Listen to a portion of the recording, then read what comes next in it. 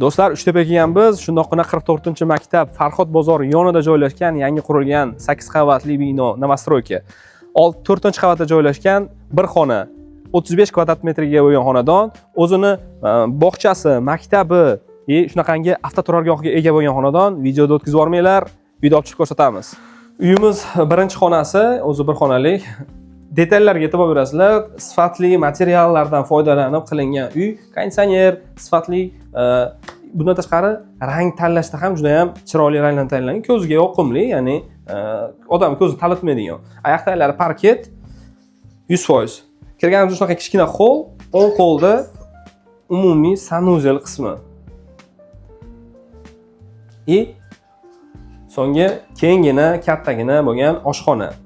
Steralniy mashina, xolodilnik, dvухkontur, отоплениялар har bitta xonaga qo'yilgan.